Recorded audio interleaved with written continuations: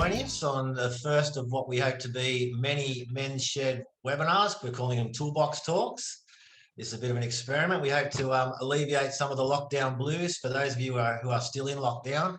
Of course, Freedom Day was yesterday for us here in New South Wales. So we're going to have some COVID-friendly conversations with some people that might just be of interest due to their hobbies, habits, projects, pastimes, professions, or all of the above. So we hope that all of you have managed to log on okay. Looks pretty good to me, and ready to listen to some stimulating and enlightening conversation. If you look on the bottom of the screen, there's a chat button where you can submit some questions to our guest of the day for a bit of a Q&A towards the end.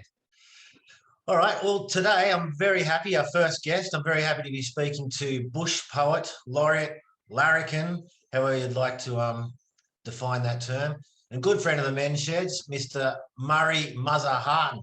If you haven't heard of him before, today, you'll be sure to be a fan after this little chat. You can do some YouTubing. G'day, Muzz. How we going, mate? Hang on, I've got to get my head on. Oh, it's not a real good thing for everybody, but I'll just. Geez, I know. Yeah, hang on. It's not well. That's all right. No, it's probably a better shot of you, Murray. I just tried to put it up somewhere and I mucked it up. Yeah, I think that's right, isn't it? How are you, mate? Yeah, good, mate. Yeah, good. I just had a bit of an internet hassle. Yeah, don't we all? I've been technology. On Netflix and Technology. We've all learned to embrace it and hate it a little bit more, I think. But yeah, that's good. That's good. Right, mate. Yeah. Muzz, I had a whole list of questions to ask. 2 years since we caught. Oh, mate. Yeah. Adelaide, wasn't it? Yeah. Yeah. Fantastic. It was brilliant. You wowed them at the Adelaide conference, the men's shed conference over there. It was awesome. Yeah, fantastic. And did you remember we first met? I think it was about 2010. You came. There was a New South Wales conference, I think, and you came along and rattled off a few poems there for the boys too. Yeah, so that was great. our connection. Yeah, it was great. Brilliant. Mate, I've got a list of questions I want to ask you today, but I thought I'd better do a little bit of research on it because I don't know much about you. And but everything I've got here has sort of been answered. I've got a little bio of you. So for years, Murray Hartin has been making audiences laugh, cry, visualise the spoken word with his unique style of Australian storytelling. Former Barker College boy, grew up in northern New South Wales town of Murray. That was my first question. Where'd you grow up? Yeah. And then through his extensive travel, so my next question is what's trade? Journalist by trade. Through his extensive travels around Australia, Muzz has met a vast, varied collection of remarkable Australians. They are the inspiration for his stories. Well, that's all my questions done, so I don't need to ask anymore. So what do you want to chat about, mate? Yeah. So. Oh, well, I mean, I'm back in Moree now. Yeah. I grew up here. And, always, I think my dad used to read Patterson to me as a kid, Banjo Patterson, and but my rate of being a poet was quite accidental. I was working in Tamworth as a rep for TNT. I wasn't very good at it, but in January 1987, I heard Ted Egan, the great country music ambassador for Australia, talking about he'd been judging a poetry competition at the country music festival, and he said a lot of them were pretty ordinary. I thought, well, I can be pretty ordinary, so I went along and somehow I did 2 poems. I got into the final, and then I finished another poem. I wake up about midday with a house full of drunk people, and I accidentally won the final, and then that led to a job in journalism, and then that was the sort of really started the rebirth of poetry, and then Mark Aguilera turned up a couple of years later from Warwick and won everything, and then we became great mates, and then there was Bobby Miller, the late Bobby Miller, and Ray Estrie and Shirley Friend and Pat Drummond, who I knew, the singer-songwriter, and we formed a group called the Naked Poets, which really took off. And then when I wrote Turbulence in 1998 out at Alice Springs with about Billy Hayes, that's when we actually recorded that as part of a live album, and I think that CD, Naked Poets Live, sold about 25,000 copies, I think. Yeah. So that's how it all started. Yeah, wow. Yeah, wow. So you've been. I was reading something. Peter Fitzsimmons likened you to Banjo Patterson and Henry Lawson. Reckons you're the next best thing. So. I think any Australian poet, any Australian poet who can rhyme a couple of words becomes the new Patterson or Lawson. I mean, as I said, there's Mark Aguilera. There's a wonderful Rupert McCall up in Queensland who's sensational. So yeah, but you know, we might write a couple, but you know, that Patterson, Lawson, they were fantastic. Yeah. Yeah. So you started writing pretty young. Did you already have a few up your sleeve? Like you entered those competitions, you must have had something up your sleeve, sort of thing. Oh no, well I left school, came home for a little while, and realised I went to Sydney and living with some mates. And I remember it was early '83. Yeah, so left school in '80. And I wrote a poem. We were living in a house in Gordon in Sydney, and the drought was pretty bad. And I just watched an article on the news, and I just sat down and wrote this poem called "Rural Facts" about the drought. And then I used that, and then snuck in with another one. So no, I didn't have any up my sleeve at all. But I always, you know, even just out of school, if we're having a party, that I'd write a poem. You know, I can't play a musical instrument. I can't hold a beat. I can't sing. But I can find the rhythm in words, and I've always loved that. Yeah, absolutely. I was a big fan of the Dr. Seuss books when I was little. I love that sort of rhyme, rhythmical. Oh rhyme yeah, sort of yeah. But I mean, the synergies between country music and bush poetry are, you know, it's like they're one and the same, really. Like, well, you go back to people like Stan Coster and Slim Dusty and Buddy Williams and all the old blokes. They'd always include a poem in their performances. Yeah, so it was first come the words, they say. Yeah. I think the country music there, it's poetry put to music, but I think with the bush poetry, there's more emotion to it, sort of thing. I think the way it's read, it's a lot to it. I think that you can't hide behind good music. The words have got to be strong. There's nothing to hide behind. There's no safety net. No safety net on stage when you forget your words either. Yeah, you can't I bet it. Yeah, and saying that, I bet it's hard because, you know, you've got some top. You know, you've got your top couple of poems that you do, and you must do them over and over. So it is a bit of it's a talent to be able to, well, you are performing those with the same sort of emotion over and over and over again. Oh, well, I think there's an advantage of writing poems about people you know or things that have actually happened. And so there's an emotional attachment to the poem. So Billy Hayes has passed away now, but that poem, you know, keeps Billy alive in my heart. Yeah. And the Hog Whisperer's about Scotty Parker, Fishing for Cod's about 4 other mates. You know, a lot of my poems, there's a few muck around ones that are just silly, but but maybe I just saw a comment come up and said, we'd love to hear it for you. So we might just trot one out. Love you to, I will have my book nearby me because I've done these Zooms before, and it's a really hard medium because you haven't got your audience. You can sometimes look up and see people clapping or something, but there's no energy. Do you want me to throw tomatoes at the screen or something like that? Or? Yeah, that'd be good. So I just have we might do turbulence if the people haven't heard that. Yeah, it's one of the best. Definitely one of the best. I just have this thing here just as a backup because it is you get your timing and everything from the audience response.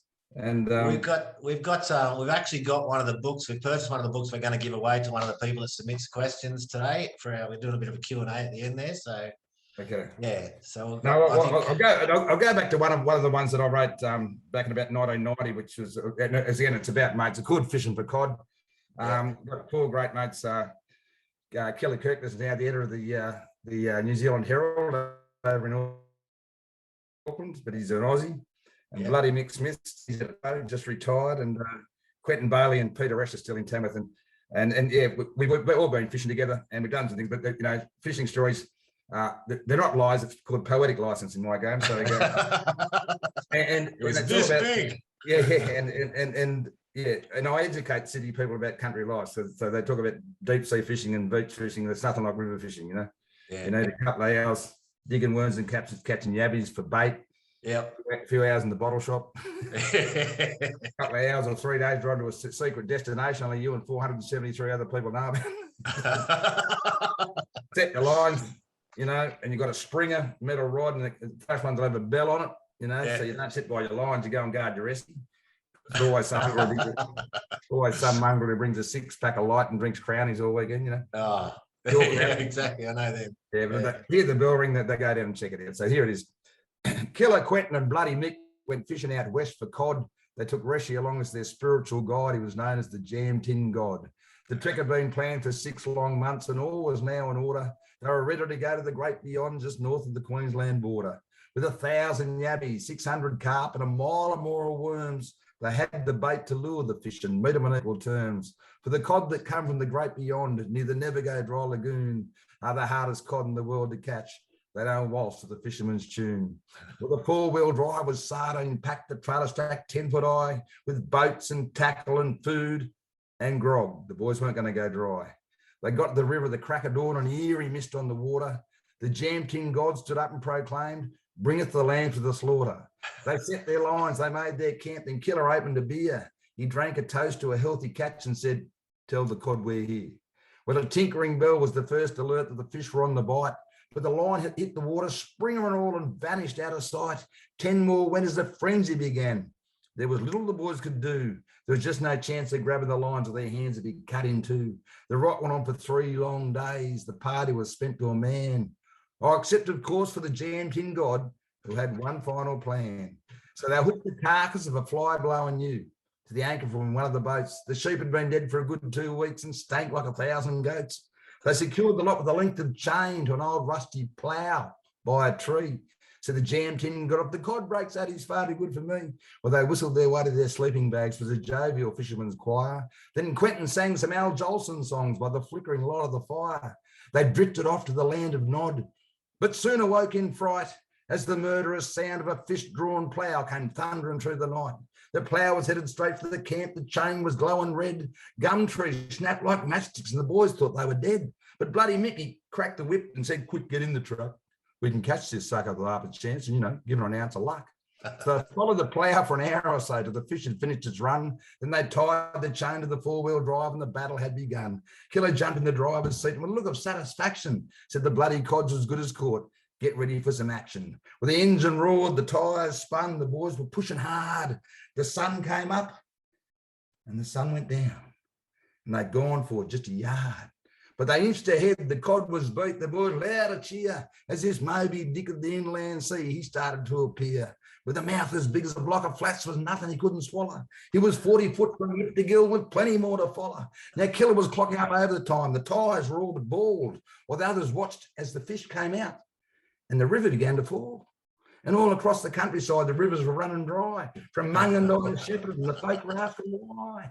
The Darling was barely a trickle. The Murray went hardly a drop. To the PM flew in from Canberra and he begged the boys to stop.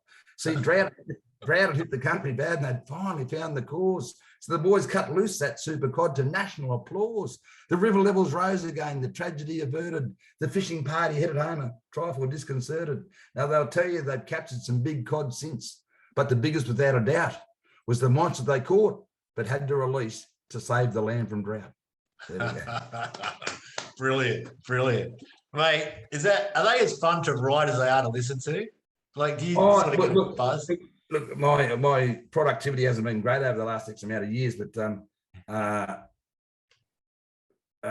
yeah, back in those days, because there was no one else really much writing, there was a bit of a renaissance for bush poetry, and Marco came along and you're feeding off. It helps to have mad mates. It helps to travel a bit. I'm not saying you should be drinking a lot, but a few of those early ones do involve a few drinks, and sometimes they just spit out. Like I wrote Turbulence in under 3 hours. I wrote Rain from Nowhere in under 3 hours. Now I'm getting older, and you're not getting. And there's a lot more poets out there, so subject matter gets taken and things like that. So, people say, have you written a COVID one yet? Well, a lot of parodies came out straight away, so it's very hard to have, not have the same sort of material in that sort of situation. So, but I'm working on one. Yeah, gotcha. Yeah. How many do you reckon you've written over the years? You've got 4 books?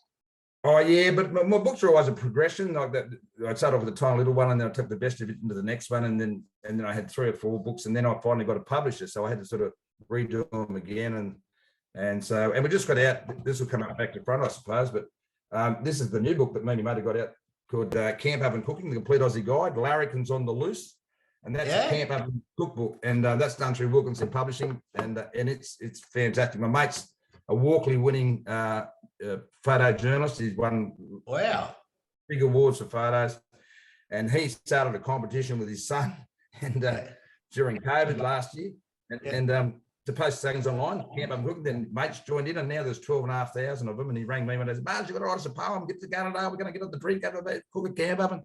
And when I mentioned that to to the publisher, he went, wow, that sounds like a book. So that started in March last year, and it's going to be on the shelves early next month. Yeah. Brilliant. Yeah, wow. So what's that's cookbook, poetry, photo, photography, photos, how to set up for under $120. A bit of history and also a bit of history. Oh, there's things on smokers and jackals, and bits and all that sort of stuff, and how to build a fire pit. Is that available off your website now? Where can we get that one? Well, I will get it on as soon as I get myself sorted out. But wilkinsonpublishing.com.au, you can get it. If you order now, it'll guarantee delivery by Christmas. Yeah. So there's over. We'll put a link out there. We'll put a link out there. Might put something on our shed online or something. Yeah. Well, I'll take a photo and send it to you. Yeah. But brilliant. Is there anyone else on that? Sorry. I said, are there any questions that anyone wants to ask? Oh, yeah. Well, have we got any questions coming in? I'll just have a look. We've got anything coming in here. All right. So we've got Stuart is a mad fisherman and wants to know where that fishing spot is. all over Australia. Yeah. Stuart, you know the ones, you know. Yeah, absolutely. This was that big. It took 3 days to carry the photo up the bank. Yeah. Classic. So I was going to say, like, you recited, you know, probably one of your most famous. This has to be Rain from Nowhere, which is about, you know, about rural suicide, which is still so prominent. That was written about 2007. Yeah, it was. And that was still such a prominent issue. And a lot of it was accidental, mate, in a sense, with that poem. And I got called in by a mate called Russell Workman, who I hadn't heard from for 7 years. He was a Scottish bloke who I met in Bondi. Yeah. And then at this stage, when he rang me, he was doing stuff with the Oasis Foundation side of the Salvation Army, working with street kids and getting them to do garden maintenance and things like that. And a couple of girls were going to do a doco on rural depression and suicide, and so he got me involved, and then I came up with the term Rain from Nowhere. And then as happens with poems, I woke up on the 21st of February, I think it was, with a couple of lines. I don't remember which ones they were. You don't always start at the start, and I knew if you didn't get up I'd lose it, so I got up and wrote it in 3 hours. And while it was about a farmer's son, why it seems to have been so connected with everybody, it's about family, it's about relationships, it's about communication. So while it is about a farmer's son, it's about everybody, you know. Yeah. And I was speaking to an old cocky down on the Riverina, New South Wales Riverina, just a couple of days ago, just saying it's the same sort of thing, talking about the generations. It's the same sort of problems year after year. It's just push through, and it's just getting over that hump of the depression and things. But I was going to say my introduction to that poem evolved over the time, and one of the things that I brought up was that, you know, when in the 70s, when I was a little bloke, and Dad was a stock and station agent, and they used to yard 7,000 cattle here in Moore on a Wednesday, and so the pubs were full on a Wednesday arvo, and it was great. And that was a lot of fun for all, you know, the cattle buyers, you know, and the agents and all that sort of stuff. But it was really important in the dry times, because they get in there and say, how much rain you get? Oh, I only got 10 points. Well, I got none, and they all knew they were in it together. Then RBT came into the bush, and instead of drinking and sharing the pain or the joy or whatever it might be, they'd grab a cart and go home and do it by themselves. And you know, and plus properties got bigger and bigger, so people are getting farther and farther away, you know, with automation and all that, you know, so they don't know they're in the same boat. So it's a big problem. So luckily the community hall's coming back into play, and there's big efforts to get people together a lot more. So but should I do that poem? Well, mate, you did it for us in Adelaide. There was not a dryer in the house. Yeah. So I played it for my missus last night. She was sitting on the lounge crying. And I don't know if I hope it was from your poem that she was crying, but it could have been something else. But mate, we'd love to hear it. It's the quintessential Australian poem, I think. But Right. Yeah. So I think I gave that bit of a background. You can do that one before you sign off. And I mentioned, I'm in no rush now. We mentioned a game called Squatter. It was the Australian form of Monopoly. Is that real? Me and my cousin used to play. Squatter, Squatters like there's up to 5 players. There's a tiny little sheep that represent 15 on natural pastures. You go around the board buying and selling, trying to avoid the stud ram dies card and the local drought card, and you get the general drought card. They all bash you up, and And you've got to get up, if you get up to improved pastures and you win a game, you get fully stocked and irrigated pastures. But there's only about 7 people ever completed the game. But it's good fun. It's the trials and tribulations of farming. It's a bit like the old yarn about the farmer who won a lot of it. I said, mate, what are you going to do with all that money? He said, oh, I think I'll just keep farming until it's all gone, you know, which would be a lot funnier if it wasn't so real. But so, anyway, so here's where it goes. His cattle didn't get a bid. Mind you, they were fairly bloody poor. You know, what was he going to do? He couldn't feed them anymore. The dams were all but dry. Hay was $13 a bale. And last month's talk of rain was just a fairy tale. His credit had run out, no chance to pay what's owed, and bad thoughts ran through his head as he drove down Gully Road. Geez, great-granddad bought the place back in 1898. Now I'm such a useless bastard, I'll have to shut the gate. No, I can't feed my wife and kids. Not like Dad and those before. Crikey's grandma kept it going while Pop fought in the war. With depression now his master, he abandoned what was right. He thought there's no place in life for failure. He'd end it all tonight. Oh, there were still some things to do.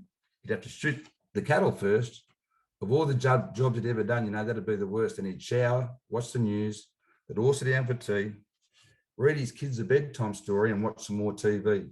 Kiss his wife goodnight, say he was off to shoot some roos. Then in the paddock far away, he'd blow away the blues.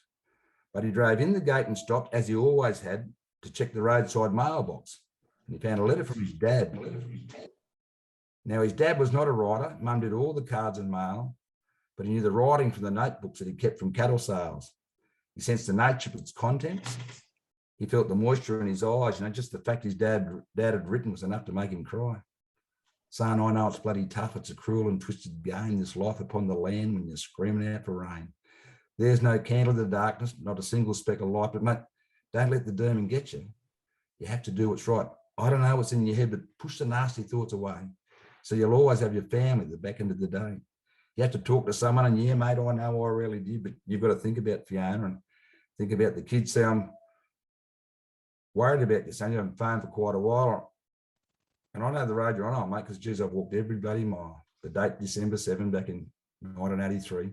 Behind the shed, I had the shotgun rested by the brigalow tree. See, I borrowed way too much to buy the Johnson place. It didn't rain for years. We got bombed by interest rates. The bank was at the door. I didn't think I had a choice. I began to squeeze the trigger, and that's when I heard your voice.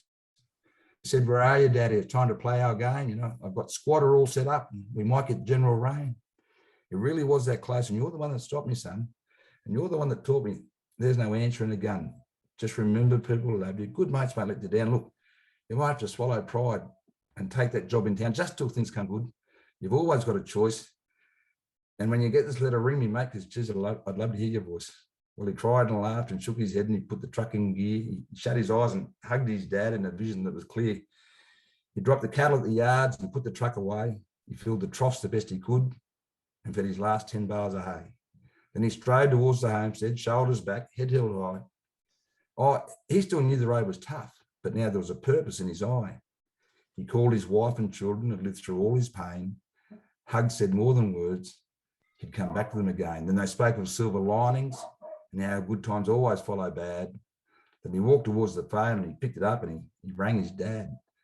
And as his kids set up the squatter, he hugged his wife again. Then they heard the roll of thunder and they smelt the smell of rain. Brilliant, mate.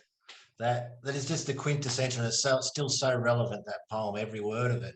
Yeah. You realise that poems not only probably saved lives, like prevented men from, but it's also helped us city folk, I guess, empathise with what the farmers go through, and it's the quintessential poem to let us know about what's going on out in the bush in the times of drought, and the last couple of years are just unmanageable for some blokes. So. Well, that's right. And I said that tyranny of distance is a big thing as well. As I said, the farms, when I was a kid, 5,000 acres was a huge property, and now it's a paddock, so and in the areas out Western Queensland, Western New South Wales, where when there were smaller properties, people in little villages, if they could crutch a sheep, shear a sheep, drive a tractor, do some fencing, they always had work. But then things have got bigger and bigger and bigger. So all those little families, so schools closed down and shops closed down, and it's expansions.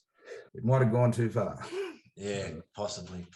Yeah. Mate, we'll let you go soon, but you can answer it. We've got a couple of questions been coming through. Do you mind hitting it? No worries. Righto.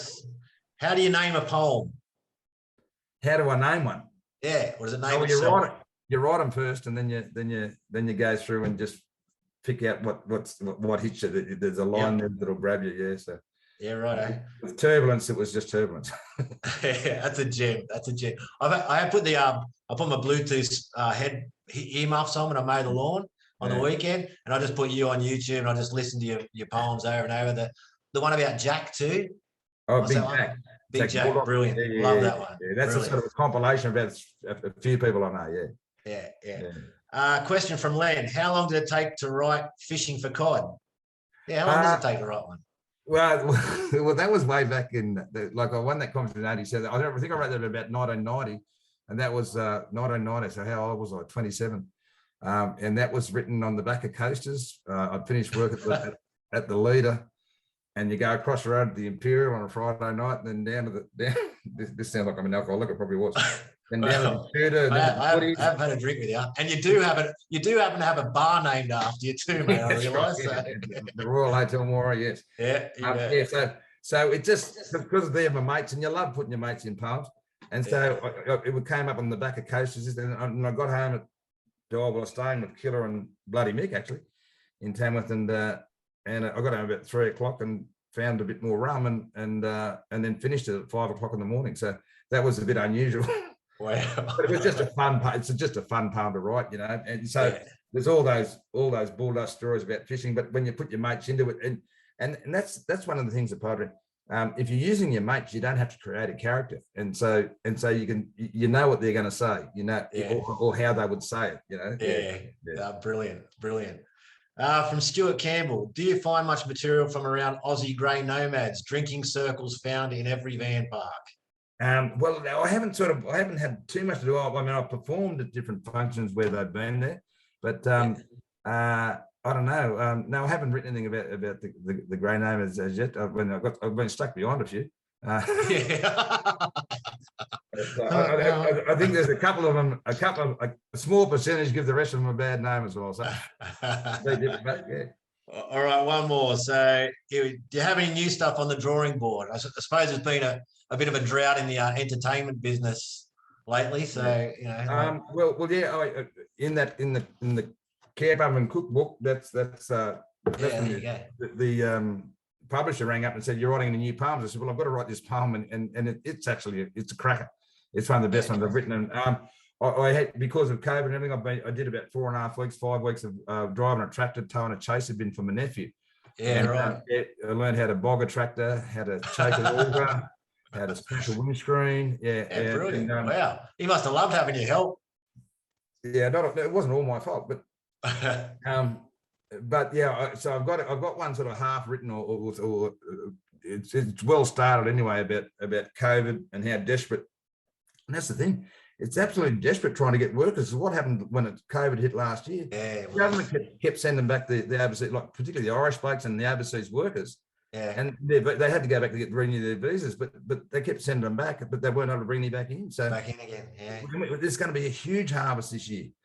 Well, unless it bloody rains, but and there's not a lot of people out there, it's wasn't a lot of foresight. It's another problem with people making decisions in the cities when they don't really understand how it impacts on the bush.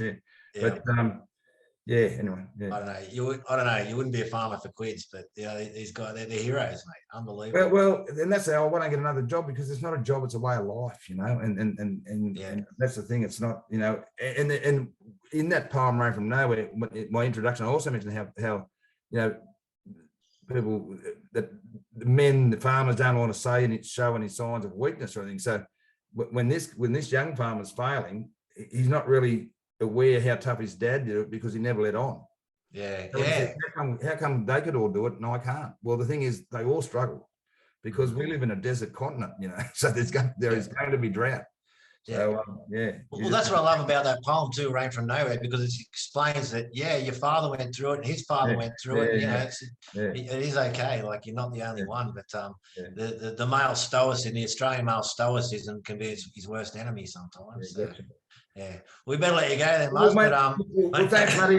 And can I just say, you know, congratulations to you and all the crew at the men's shed. I mean, I had a golf tournament recently. It's my 3rd year, and a bloke called Brett Mongarling, who's from out near Wongarbin near Dubbo, gave me our golf club emblem is a kookaburra, and he did this beautiful bronze statue. And then I took over the men's shed, and they got this little bit of redwood or bloodwood or whatever it was, and they cut it and they did it all for me. And it's just a magnificent organisation, mate. And congratulations for everybody involved, because it's I know it's become huge. It's around the world. I mean, it's a fantastic thing, and anything I can do to help, I'm around. So, and if anyone wants any books, the camper or my books, you can go to wilkinsonpublishing.com.au. Yeah, and we're gonna put this interview on the shed online, I'd say, and with a link to Wilkinson Publishing, so they can grab a hold of your book. Or they can go. I'll be getting the camp over one, or I'll be hinting for it for my birthday. So or they can go to murrayhartin.com. Brilliant. We hope to see you soon, mate. Maybe the next conference or something like that would be brilliant. But thanks, Muzz. Thanks, Marty, and thanks everyone for listening. I hope I didn't. Good on you, mate. Good on you. I'll scare you with my rough. Not at all.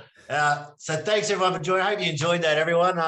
It was absolutely brilliant. So that was our first one. So good to have Murray as our first guest on Toolbox Talks.